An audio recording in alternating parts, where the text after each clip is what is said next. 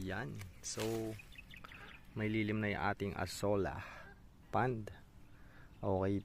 Kasi kapag walang net, tulad nito, walang net na ganito, masyadong mainit, nagkukulay brown siya. Ganito.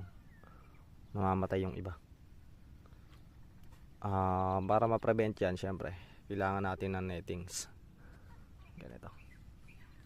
Para constant or daily yung harvest natin. Kasi kapag nag-brown na ganito, yan, yung nag-brown na ganyan, hindi na halos mga itlog eh.